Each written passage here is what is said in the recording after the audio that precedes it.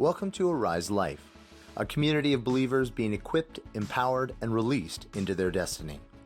For more information, go to ariselife.org or follow us on Facebook, Twitter, or Instagram. Christ is risen? He is risen indeed. What that really meant in the ancient world was you were saying, I have personal evidence in my life that he is risen. That's what you were saying. When you say amen, you are saying, yes, let it be so in me, right? When you say Christ is risen indeed, you're like, yes, I have evidence of that. So the thing I want to challenge today is I remember exactly where I was on the third row of Wilmore United Methodist Church. I was about 8 or 9 years old, and I had this moment where I was like, how does Jesus dying on a cross 2,000 years ago have anything to do with me? Anybody had that moment? It's a church. It's okay. Like you're just like, the math doesn't add up. Nobody? Okay, wow. Okay, just pray for us sinners. Okay, I'm like, I don't understand. Let me put it this way. A lot of times we attempt to explain mysteries away. It's like, if you can explain love, you don't understand it, right? There's more than you can imagine. But you can recognize love when it comes. Give you another example. Who here could make a working nuclear reactor on your own and not die in the process? Okay, Jerry. Well, Jerry, you're on it. The funny thing about it is we experience what is some of the most complicated physics and engineering on the planet every day, and we don't even know it. Some of the electricity flowing through this building are coming from a nuclear reactor. Do you have to know how a nuclear reactor works to enjoy its benefits? No. Right? Just turn on a switch. You know, even a child can do it, right? And I realized something.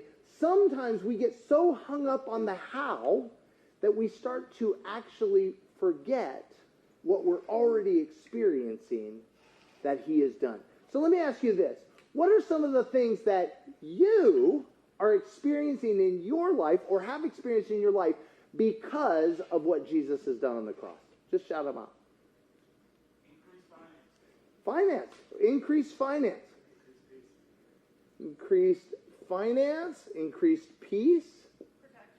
Protection. Deliverance. Whoa. You guys are good. One second. I heard, did you say love? His love. What else? His humor. Yeah. Yes, that's true. Who else? Forgiveness. Come on. Acceptance. What was this? Never alone. Alone. Destiny. Destiny and purpose.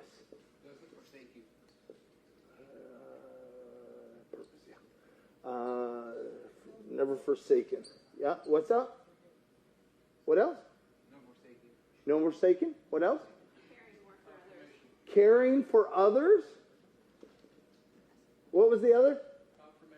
Confirmation. What do you mean by that? Oh, confirmation of salvation. Come on. Miracles. Yeah. Pure and simple. Miracles. Joy. What was that? Family. New family. Yeah. Yeah. We could keep going on and on, but here's the interesting thing.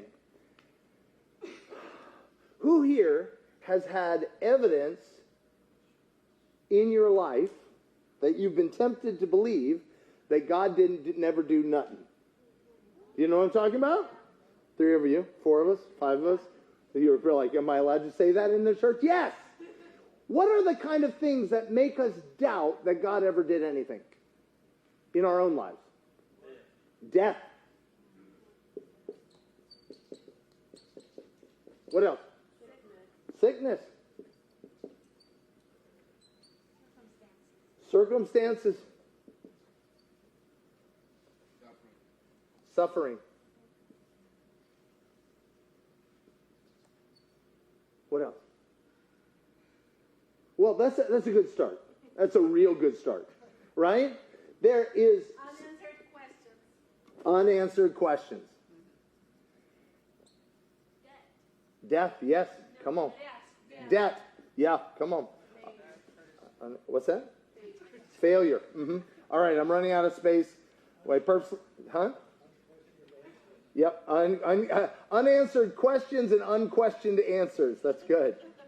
So one of the things I want to say about this is really important, is if you are looking for ironclad answers, you will never be satisfied this side of heaven.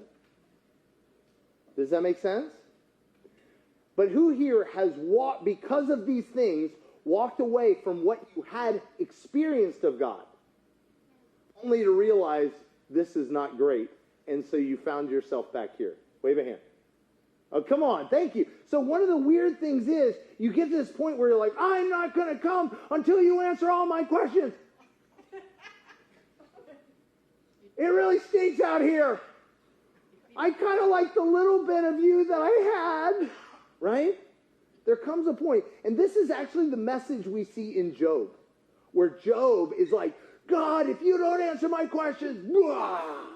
And God goes, hi, Job.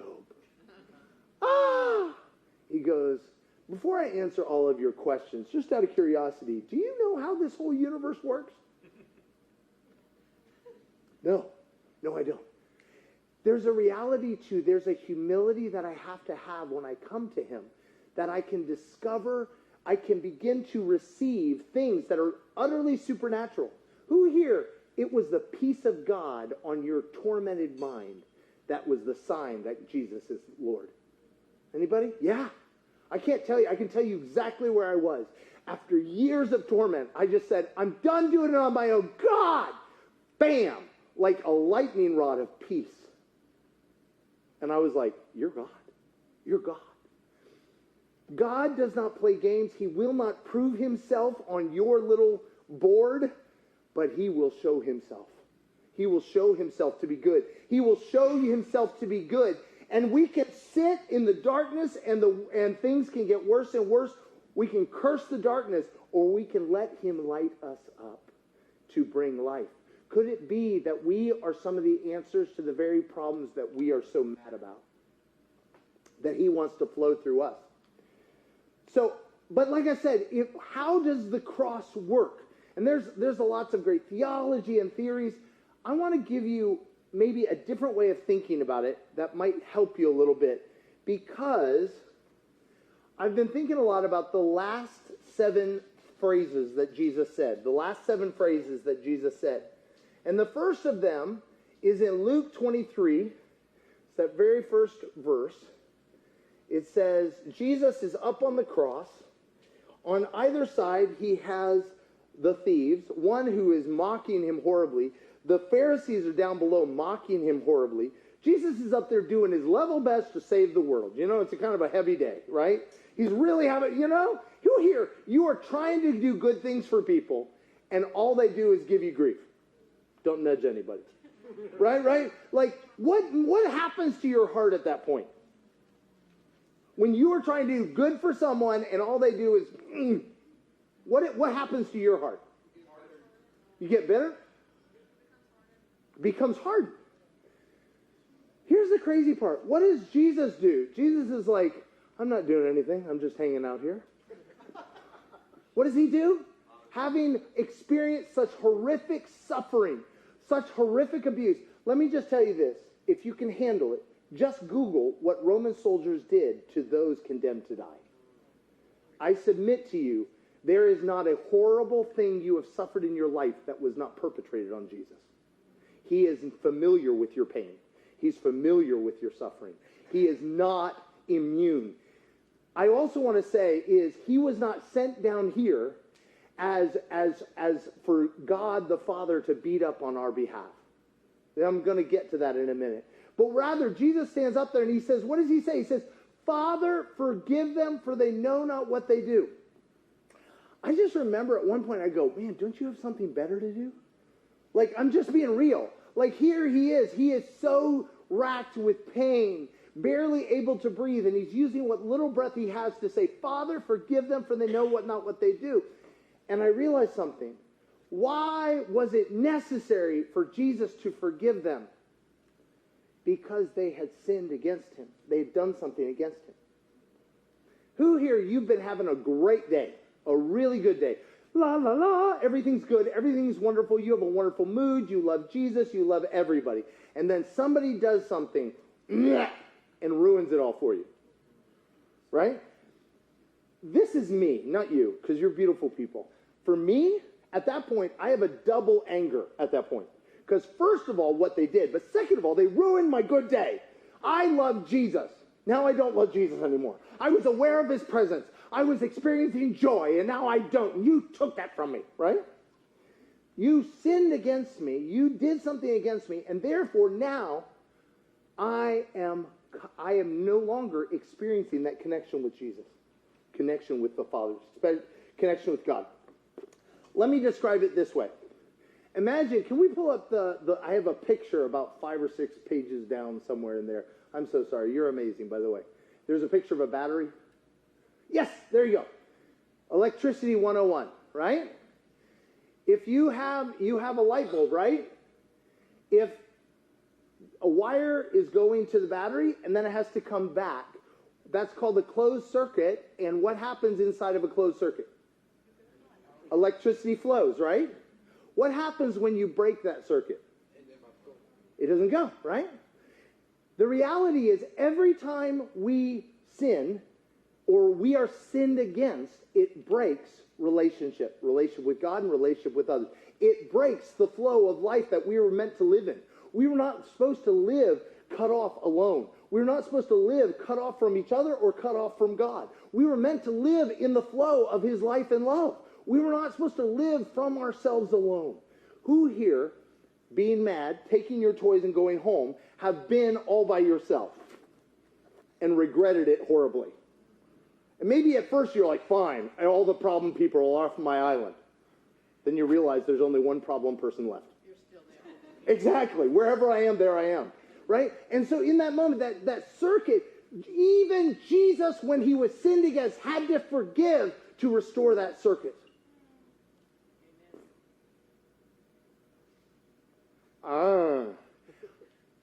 Okay, so let me ask you this question. Why, okay, we all know we're supposed to forgive. Let's get past that. Why don't we forgive? Pride? Okay. What do you mean by that? Break that out for me. They don't deserve it? Can you break out the pride for me? Because I agree. Anybody jump in? It's like I'm better than them. I'm better. They're wrong. Mm-hmm. I shouldn't have to stoop. Suffering. What's that? Suffering. Suffering. Mm-hmm. Grudge. Why should I? Why should I? Holding them responsible. Oh, they're holding them. Not letting them off the hook.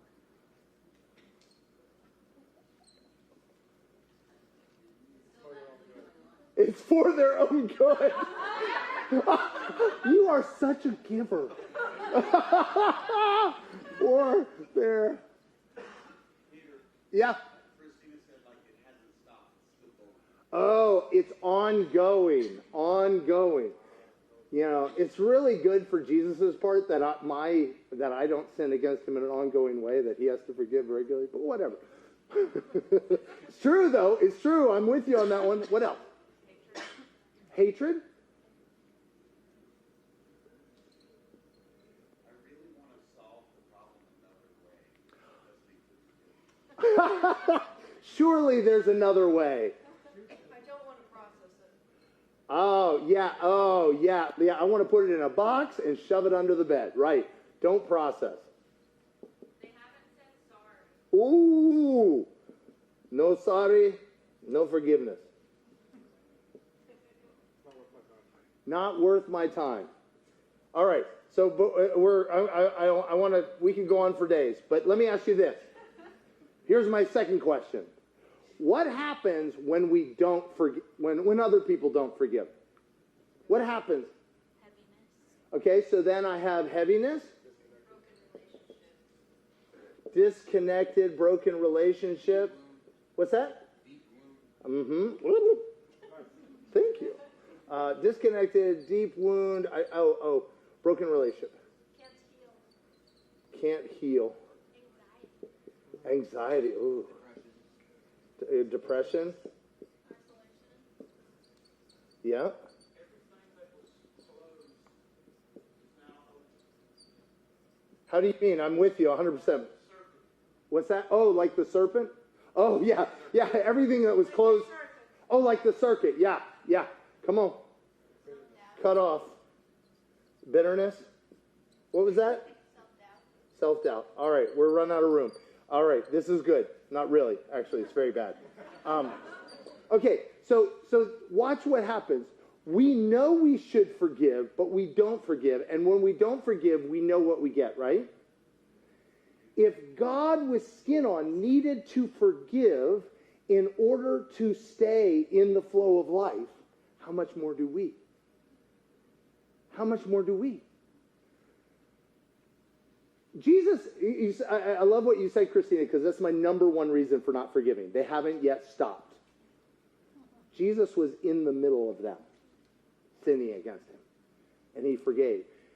He forgave, I would say, first and foremost, for himself, for his own ability to experience that flow of life, to not be cut off, to not be disconnected, to not have the bitterness, to not have the heaviness, to stay connected to the flow of life, because I don't have enough in and of myself.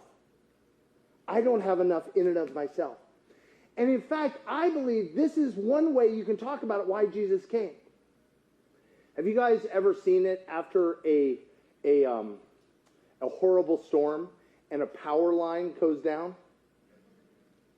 It might not be sparking. It might just be lying on the ground. What do they tell you not to do? Why should you not touch it? It's not too dangerous? What happens if I touch it? Ouch. I die. I close the circuit, but it's not a good one. See, one of the great things is I am a conductor. Not like on the choo-choo train. I'm a conductor. Why? Because I'm 70% water and electrolytes. So 70% of me conducts great. I'll give you another example. I used to work at Florida International University, and right next to this water treatment, this water study, and they were studying all the water of the Everglades. And they were building these towers over every square mile of the Everglades to trace flows of water. And they would have to stand out in the Everglades with alligators and pythons and the mosquitoes the size of an elephant. And they're sitting out there, and they had to build these towers. But not only that, if you know Miami, it has a rainy season, and half of the year, at about 2 to 3 o'clock, there comes these thunderheads. And those thunderheads carry a lot of electricity. And you're standing in what? Water. Which does what? Conducts electricity. But my buddies had a secret weapon, because one of my buddies had metal in his body. You see where this is going? Because he attracted all the electricity. He took it for the team. Like every single time. It could be, and thankfully it falls off like logarithmically, like it's exponential how it falls off. But if it was 150 yards away when it hit that water, woo! All of his feelings got alive. But everybody else was like, hey, just stay away from him. When they saw the lightning, they got away from him. Why? Because he was closing the circuit. And they like that. Every single time, think about this. So the parts of me that are not a conductor are called a resistor. Why are they called a resistor? Because they resist electricity. What happens to a resistor when electricity goes through it? Heat. It creates heat. Hence the fact you boil alive when you grab that thing, right? It creates heat. When every break in the system of sin is like a resistor to the flow of God. And God in his greatness, he's like, woo, we're just going to turn off the flow to that part. But Jesus said, I want to come back to reconnect the people of God to the power of God, to the love of God, to the life of God. Well, who is going to pick up that power cord? Who's going to pick it up? and let all the power, all the sludge, all the resistance that has been poured into the system flow into him. I would submit this is not a tragedy. Easter is not a tragedy. It is the most heroic epic ever. I was reminded of another instance. In 1917, in Halifax Harbor in Nova Scotia, there was the slowest explosion ever. One boat carrying munitions hit another at 1.5 knots per hour. But it started a chain reaction because it was all of the ordnance prepared to go to World War I. And it created such an explosion that everything within a half mile was absolutely destroyed. 2,800 people dead. There was one guy, it started this chain reaction explosion. There was one guy sitting at a telegraph office about 300 yards away, and he saw it going down, and he could have gotten away, but he realized there is a passenger train coming right now. If we don't stop it now. He sat at that telegraph office, pounding down on the telegraph, stop, divert, till the explosions overtook him. But the thousands of lives that were saved because he refused to leave his post. We have a God who said, I will not leave my post. And he came as a man to grab hold of we broke the connection. We said, we don't want you to be God. We want to do things our way. We want to separate. We want to live alone. We don't trust you. We don't trust other people. We're doing it on our own. He said, I won't leave you in it, your sin. I'm going to grab that wire and plunge it into my body and complete the circuit and destroy sin. Destroying death through death. And in so doing, he reconnected the flow of life for all of us.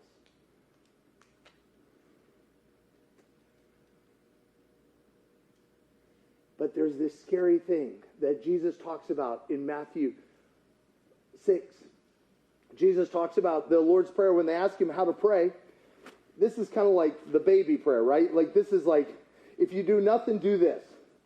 Matthew chapter 6, he goes, this is how then you should pray. Our Father in heaven, hallowed be your name. Your kingdom come, your will be done on earth as it is in heaven. In other words, everything good. Come on. Give us today our daily bread. Let's do that. Forgive us our debts. Yes. As we forgive our debtors, that's also forgive our sins. As we have forgiven those who sin against us. And lead us not into temptation, but deliver us from the evil one. Now this is the scariest part. For if you forgive other people when they sin against you, your Father will also forgive you. But if you do not forgive others their sins, your Father will not forgive you. See, I still have the ability to disconnect my part of the circuit. And immediately, who gets plunged into darkness? Me. But I love what, I think it was you, Masha, said, holding them responsible. Yeah, well, I'm going to turn off the lights on me. See how you like it. I love it when somebody said, bitterness is like drinking poison, hoping somebody else will die. It is literally, I am the one. I'm abusing myself. I'm cutting myself off from the very life that God has for me. And the other person is going happily on their way. I think I'm tormenting them, but I'm only tormenting myself in my own mind. And I am wide open to everything that the serpent speaks into my mind. Because when I cut off that serpent, who am I left with? Me, myself, and him. Speaking all means of darkness into my mind. Accusing them, agreeing with my bitterness, agreeing with it. And suddenly, all of the benefits of the cross are no longer mine. All the peace that God's pouring out, not mine. All the hope, all the joy, gone in a split second. But you know, as quickly as it goes, it can come back. How long does it take for the electricity to get to the light bulb once I flip that switch? Speed of light, baby. Speed of light. Isn't that good news? Because we're so impressed with how quickly we can lose God. We can lose the joy of our salvation, but you can get it back that quick. You know how? Quit making deals. Okay, Lord, I hear you. I hear you. I hear you. But if I may make my case, who here has argued with God about why you shouldn't forgive somebody?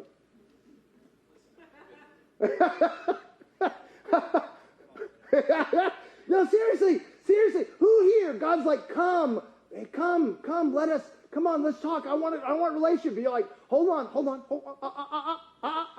I'm not, we're not talking till you answer my questions. We're not talking till, Guys, I've been down that road. I've done a lot of field research on y'all's behalf.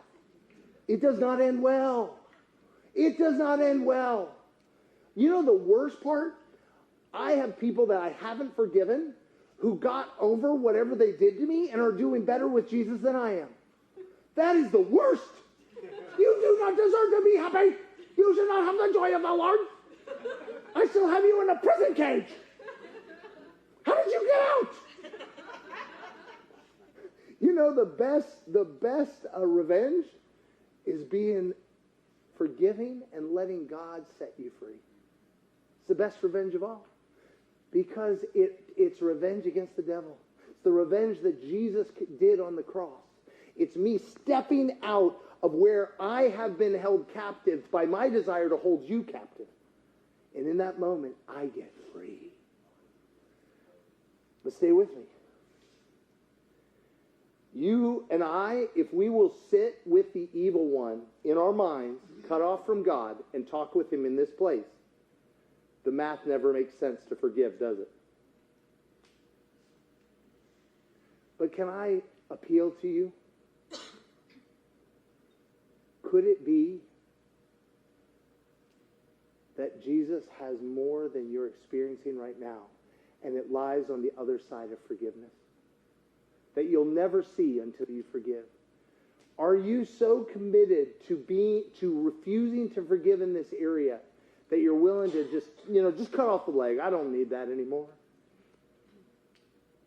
Who here you've been sinned against by one person of a certain group of people? Maybe it's all men.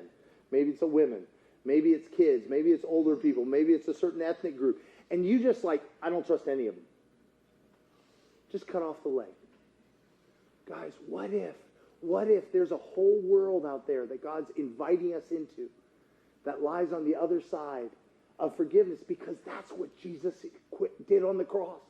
He died to set us free from it, but he won't force us.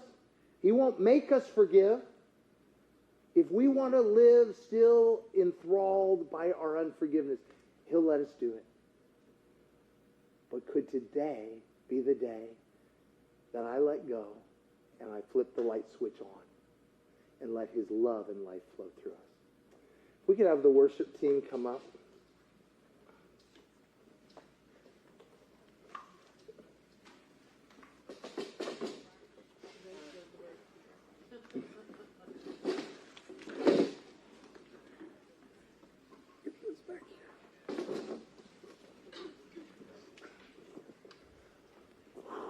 I know that's heavy, but could it be that the lightness you seek is on the other side of that word? Could it be the thing you've got gripped in your hand that you're afraid to even look at is the very thing that if you give it up will be the place where God will pour his life into you? Let's go ahead and stand. Father, I ask right now for your anesthesia, your grace, to give us the courage to dare to believe that it is worth it to give up what we're owed, to give up where we've been wounded, where we've been rejected, where they're still rejecting us. But just like you on the cross kept forgiving to the very end, God, let us be people who reconnect to the flow of life that only comes from you, the flow of life that fills us with everything we need for life and godliness, so we can walk in newness of life and no longer under this cloud. In your beautiful name, we worship you. For more information, go to ariselife.org or follow us on Facebook, Twitter, or Instagram.